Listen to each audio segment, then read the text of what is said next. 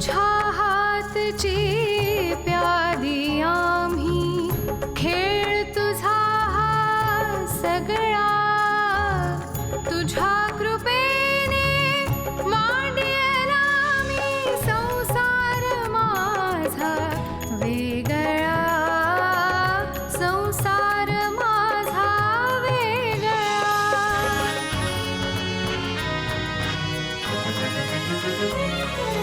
तोडूनी पाश मायेचे घेऊनी श्वास मोकळा सानुल्या घरट्यातला संसार माझा वेगळा संसार माझा वेगळा. सोनालीचा फोन आला तर घेऊ नकोस हा. का? नको घेऊस, मी सांगते म्हणून. ठीक आहे, ओके बाय. बाय. सोनाली बद्दल जर ती इतकी इन्सिक्युअर होत असेल तर मी अमेरिकेमध्ये शृंगारपुरी बरोबर गेलो होतो हे कळल्यावर तिचं काय होईल? एक दिवस खरी वस्तुस्थिती काय आहे ना ते तुमच्या लक्षात येईल. Real fact. फॅक्ट. या. Do you have any proof? आहे तुमच्याकडे काही पुरावा? माझ्याकडे ना त्याच्या सस्पेन्शन लेटरची कॉपी आहे. कॉपी? मग दाखवा ना, दाखवा मला ती कॉपी. योग्य वेळेतच दाखवीन बरं तुला कॉपी. योग्य वेळ कधी येणार ती योग्य वेळ?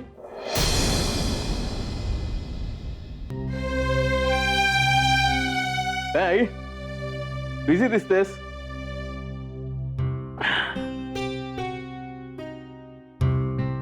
आई, मी काय विचारलं? बिझी आहेस? नाही, खेळते भाजी बरोबर. अरे काय दिसते ना तुला माझ्या हातात काय आहे ते? अरे बापरे, खूप चिडलेली दिसतेस. चिडू नका तर काय करू? सांग ना, चिडू नको तर काय करू?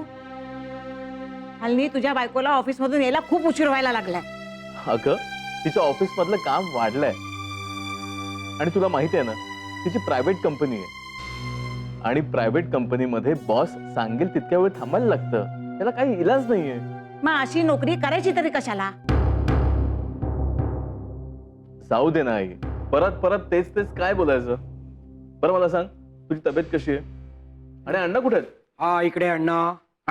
अरे वा अण्णा, तुम्ही आणि कॉफी. मग काय करणार? कुणी आहे का या घरात आम्हाला काय करून द्यायला? चहाच्या वेळेला चहा करून द्यायला कोणी नाही, जेवणाच्या वेळेला जेवण करायला कोणी नाही. आई, जरा शांतपणे घे ना प्लीज. नुकताच बाहेर ना आलोय ना मी. अरे पण सिद्धेश तू आज लवकर कसा आलास?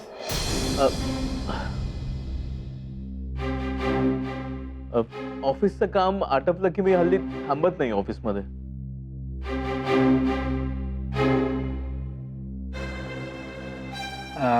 तू येणार थोडीशी कॉफी? नको अण्णा, हल्ली आमच्या ऑफिसमध्ये त्या भिडे बरोबर बऱ्याच वेळा कॉफी होते. सिद्धेश पण आज रुजुताला बराच उशीर झाला रे. मी मगाशी तिला फोन करायचा प्रयत्न केला पण फोन लागला नाही. मी परत एकदा फोन करतो. काही नको, आले मी. बघ, आली नाही. हो ना, सगळी कामं झाल्यानंतर आली. म्हणजे सगळा स्वयंपाक केलात की काय तुम्ही? मग काय करणार? तुझी वाट बघत बसले असते तर उपाशी झोपायला लागलं असतं सगळ्यांना. काय मॅडम, उशीर का झाला तुम्हाला? सांगते. आणि तुझा मोबाईल बंद का होता? स्विच ऑफ करून ठेवला होतास तू. आणि एकदा लागला पण तू उचलला नाहीस. हो सांगते सांगते. आधी तुम्हा मंडळींना काय देऊ सांगा. अगं नुकतीच ऑफिस मधून आली आहेस, काही देऊ नकोस. दमली आहेस, मी कॉफी तयार करून घेतलीच आहे. ओ आय एम सो सॉरी अण्णा, तुम्हाला कॉफी करायला लागली ना? नाही काय हरकत नाही. हा, हल्ली तेच माझी सून झालेत. आई तुम्ही ते सोडा ना. तुम्ही काय करताय? सगळा स्वयंपाक झालेला असताना आणखीन कशाला भाजी खुडत बसलात? अगं ती चिडली असली ना की असा राग भाजीवरच काढते. त्या दिवशी अशी चिडली होती ना तर मुळा असा जोर जोरात चिरत होती, मला वाटलं माझा गळा चिरते की काय. तुम्ही जरा गप्प बसता का? रुजुता, तुला जर का रोज यायला असं उशीर होणार असेल ना तर तसं सांग. म्हणजे मी पनवेलला जायला मोकळी. अगं तुझी वाट बघण्यात जेवढं माझं रक्त आटतं ना तेवढं दुसऱ्या कुठल्याही गोष्टीत आटत नाही माझं. आई मी मुद्दाम लेट येते का? ऑफिसमध्ये बॉस मुद्दाम काहीतरी ऐन वेळेला काम आणून टाकतात. ते पूर्ण झाल्याशिवाय निघता येत नाही मला. कधी कधी क्लायंट्स बरोबरची मीटिंग पण खूप लांबते. आजही तसंच झालं. आज एका क्लायंट बरोबरची मीटिंग एवढी लांबली की माझी नेहमीची ट्रेन सुद्धा चुकली. डोंट वरी, आपण लवकरच गाडी घेऊ. हो खरंच घेऊया. आणि तू घेणार नसशील तर मी घेते. मला ना ही रोजची कटकट नकोच आहे. मला जरा उशीर झाला ना की बॉस लगेच म्हणतो चल मी तुला सोडतो म्हणून. तुझा बॉस तुला अगतुग करतो? अगं आई, ही एक इंटरनॅशनल फर्म आहे. इथे कोणी कोणाला आहो जाहो करत नाही. प्रत्येक जण नावाने हाक मारतो. आमची बॉस सुद्धा मला नेहमी नावाने हाक मारायचा प्रयत्न करायची, पण तिचा धीर व्हायचा नाही. कारण आमच्या ऑफिसमध्ये थोडंसं मराठमोळं वातावरण असल्यामुळे तिला जरा जपूनच वागायला लागायचं. आणि मी तिला नावाने हाक मारली नाही. त्या मॅडमचं नाव काय आहे हे मला खूप प्रयत्नांनी आठवायला लागेल. अरे हो सिद्धेश, तुझ्या त्या शृंगारपुरे मॅडम बद्दल कित्येक दिवसात ऐकलं नाही रे काही? ऐकण्यासारखं काही नाहीये. काय ग तुझा बॉस हल्ली रोज सोडतो का ग तुला गाडीनं? अगं आई, तू कशाला असे अडचणीत टाकणारे प्रश्न विचारतेस तिला? बॉस म्हटलं की हे सगळं होत असतं. काही प्रमाणामध्ये बॉसला कोऑपरेट करावं लागतं. हे तुला कधी कळणार आहे? आता जमाना बदलत चाललाय. आपण फार ताणून धरलं तर नोकरी सोडून घरी बसायची पाळी येते, किंवा मग बॉस कंपनी दुःख धरते आणि मग सस्पेन्शन आणि डिसमिसलला फेस करावं लागतं. ती वेळ यायच्या आधीच मी जॉब सोडून देईन ना सिद्धेश. मी बघते बॉसचं असं ना रोज रोज मला ड्रॉप करणं मलाही आवडत नाहीये. आणि तो शेजारचा बजरंग पण आपल्यावर नेहमी पाळत ठेवून असतो. अरे वॉचमनची पण नसेल एवढी नजर असते त्याची आपल्याकडे. पण मी म्हणते एखाद्या परक्या माणसाबरोबर गाडीतून फिरायचंच कशाला? पण आई मग गाडी चुकली तर मी काय करणार? काय करायचं म्हणजे बसने यायचं. आई पण बसनी आलं तर आणखी उशीर होतो. मग टॅक्सीने यायचं. हवं तर टॅक्सीसाठी मी पैसे देईन तुला. आई जरा प्लीज गप्प बस ना. तू मला काय गप्प करतोयस? म्हणजे या घरात बोलायचा मला अजिबात अधिकार नाहीये का? आई अगं, आहे तुला अधिकार आहे, पण कधी कुठे आणि काय बोलायचं याचा जरा विचार करून बोल ना. तुम्ही नका मला शहाणपणा शिकू. खरं तर तुमच्यामुळेच ती डोक्यावर चढली एवढी. तुमच्यामुळे सगळं हे चुप चुप चल आत्मे चल. आपण तुला काय भांडायचं असेल तर आपण आज जाऊन भांडू. त्याला दोघांना काय बोलायचं बोलू दे. ए नुसती तरा चालली आहे बघ. नाही मी शांत करतो तुला. जा, थांब जा. सिद्धेश मी नोकरी सोडू का रे? म्हणजे आईंना जर एवढा त्रास होणार असेल तर काय अर्थ आहे ना या नोकरीला? आणि घरातलं वातावरण जर असं नेहमीच स्पॉइल व्हायला लागलं तर तेही चांगलं नाही.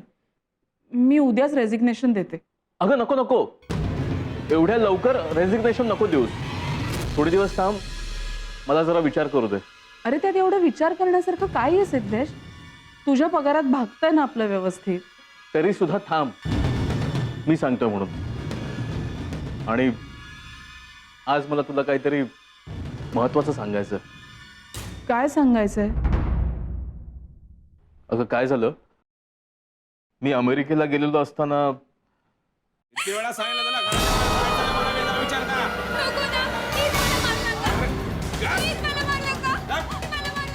सिद्धेश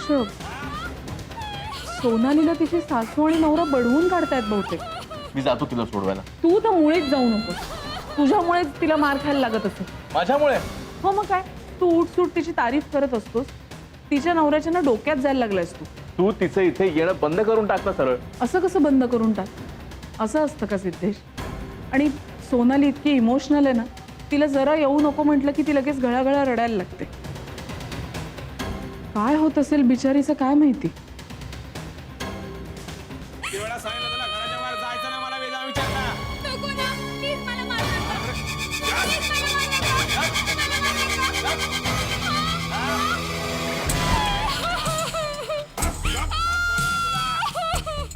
संसार माझा वेगळा.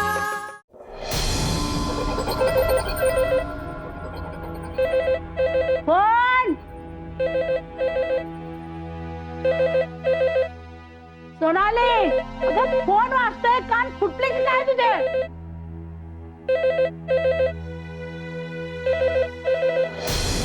अगं केव्हाचा फोन वाजतोय? तुला काय वाटलं मी फोन उचलला म्हणून? हॅलो. हा हॅलो, सोनाली, रुजुता बोलतेय. जरा वेळ इकडे येऊन जातेस का ग?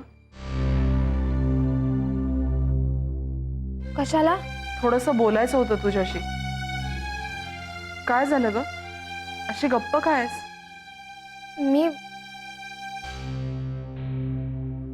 मी आता येऊ शकत नाही. काय झालं सोनाली? तुला बोलताना एवढा त्रास का होतोय? आता मला वेळ नाहीये. मी ठेवते फोन. अगं सोनाली, हॅलो.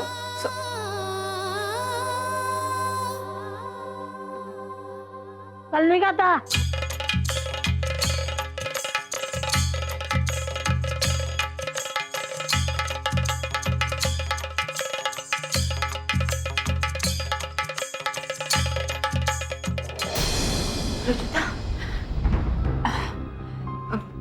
रुजुता काय मम्मा? अगं अशी तू अचानक काय झालंय? अगं काही नाही, मी ना इथे खूप वेळ आता थांबायला नाही आलेली आहे, कारण मी खूप टेन्शन मध्ये आहे अगं. टेन्शन? मम्मा काय झालंय मला सांग. हे बघ, बस खाली तू बस. हे बघ, मला खूप वाईट वाटतंय ग. मी तुला गेले कित्येक दिवस विचारत होते ना की तुझ्या नवऱ्याची नोकरी शाबूत आहे किंवा नाही. तो रोज ऑफिसला जातो की नाही विचारत होते ना मी तुला. Mama please. काय ग, तू नेहमी तोच प्रश्न का विचारतेस मला? हे बघ, आज मी प्रश्न विचारायला नाही आलेली मी रुजुता. इनफॅक्ट मी तुला एक वाईट बातमी द्यायला आली आहे. वाईट बातमी? हो, कोणती? सिद्धेशला सस्पेंड केलंय. काहीतरीच काय बोलतेस मम्मी? तो सकाळीच ऑफिसला गेलाय आज. म्हणजे त्याने तुला सांगितलं नाही की त्याला सस्पेंड केलंय म्हणून? अगं त्याची लवकरच इन्क्वायरी होणार आहे. Mama please. कोणी सांगितलं ग हे सगळं तुला? तुझ्या डॅडींनी. डॅडींनी? नाही, डॅडींचा खूप मोठा काहीतरी घोळ होतोय मम्मा.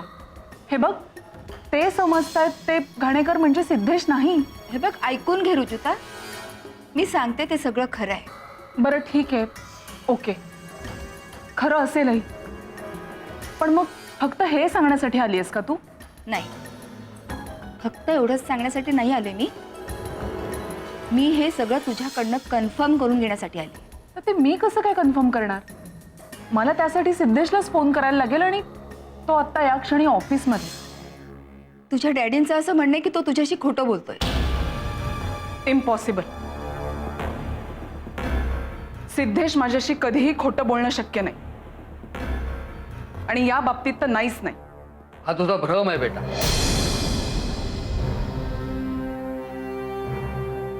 आणि तो भ्रम दूर करायची वेळ आली.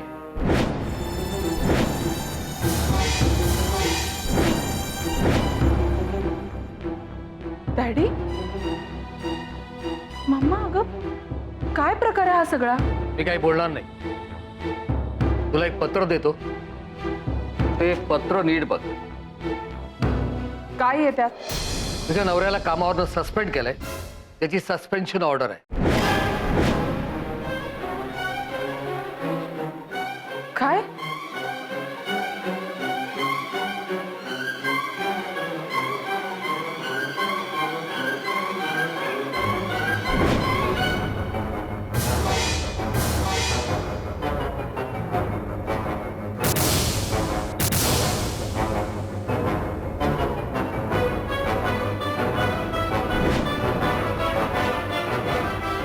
नाही, हे खोटं आहे. हे सगळं तुम्हीच निर्माण केलंय. तुमच्याकडे हे लेटर कसं आलं? हे लेटर माझ्याकडे कसं आलं ते मी तुला सांगणार नाही. माझ्या लॅपटॉपमध्ये होतं, मी त्याचा प्रिंटआउट काढला आणि तुला दिला. अहो पण मग हे तुम्हाला कोणी पाठवलं सांगा ना मला. ते मी तुला सांगणार नाही. लेटर नीट बघ, त्याच्या कंपनीच्या लेटर हेडवर आहे. याचा अर्थ? याचा अर्थ तुझ्या नवऱ्याने तुझी फसवणूक केलेली आहे.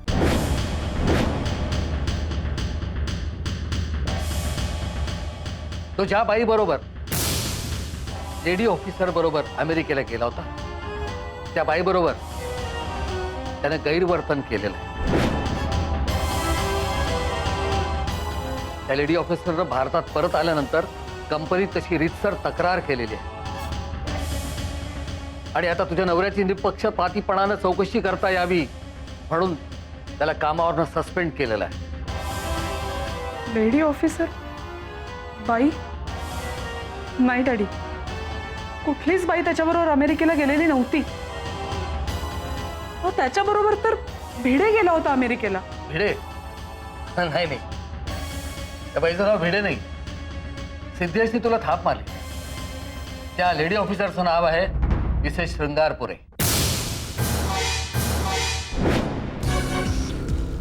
शृंगारपुरे? नाही, शक्यच नाही. मी 3-3दा सिद्धेशला विचारलं होतं की कोणी बाई नाहीये ना तुझ्या बरोबर. अगदी स्पेसिफिकली शृंगारपुरेंचं नाव घेऊन विचारलं होतं, पण त्यांनी मला साफ नाही असं सांगितलं होतं. ज्या माणसावर तू पूर्ण विश्वास ठेवलास त्यानं तुझी घोर फसवणूक केली. हे असं काहीतरी होणार भविष्यात याची मी तुला पूर्वकल्पना दिली होती. कोणत्या माणसाशी लग्न करतेस याचा विचार कर. डॅडी प्लीज, तुम्ही आता एक शब्दही बोलू नका. मला ताबडतोब सिद्धेशला फोन करायला हवा.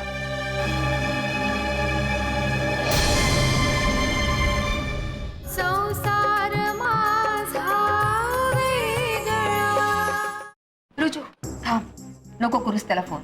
हे बघ, तू त्याला अजिबात डिस्टर्ब करू नकोस फोन करून. अगं कदाचित त्याची इन्क्वायरी होत असेल.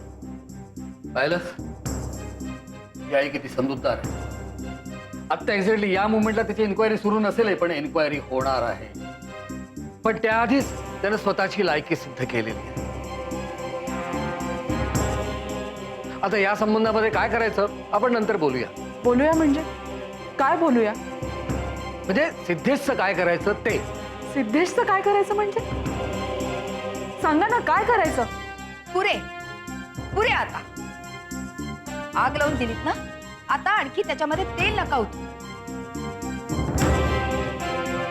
निघा, सत्यानाश केलाय सगळा. 1 मिनिट डॅडी.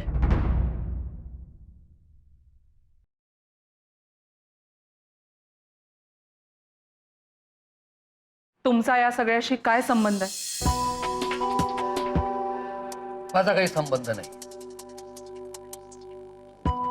पण मग तुम्हाला या सगळ्याबद्दल कसं माहिती? ही सस्पेन्शन ऑर्डर तुमच्याकडे कशी आली? हे असले प्रश्न तू मला विचारू नकोस. तुझ्या या असल्या प्रश्नांना उत्तर द्यायला मी बांधील नाही. Please don't talk rubbish daddy. Mind your language. हो एवढं सगळं मला सांगितलं ना, मग एक साधी गोष्ट तुम्हाला सांगता येत नाही की तुमचा काय संबंध म्हणून? तुम्हाला ही सगळी माहिती कोण पुरवतंय? तुम्ही एवढे डिटेलमध्ये का गेलात? कशासाठी? हे सगळं मला कळायलाच हवं. Have a nice day. चला. डॅडी डॅडी प्लीज, तुम्ही असे जाऊ शकत नाही. डॅडी रुजू प्लीज जरा धीराने. अम्मा प्लीज प्लीज, मी आलो. अम्मा प्लीज जा जा म्हटलं ना तुला.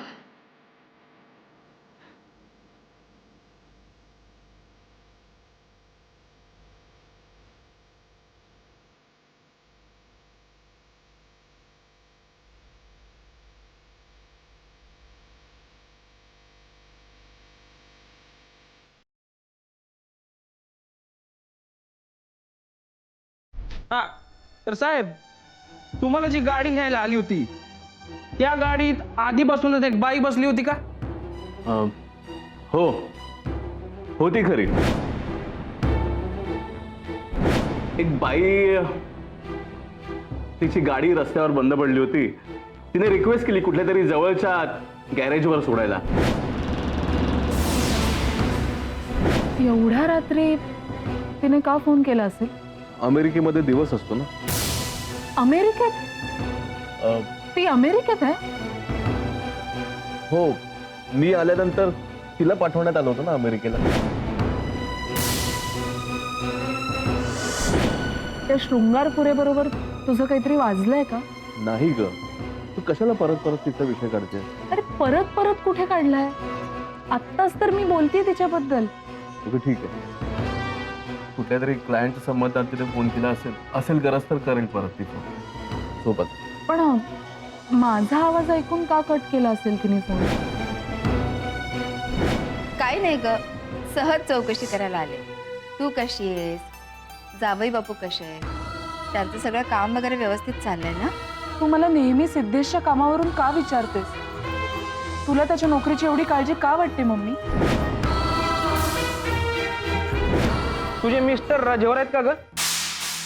का नाही म्हणजे त्यांना 2-3 दिवस झाले इथं तिथं भटकताना बघतोय मी रस्त्यावर.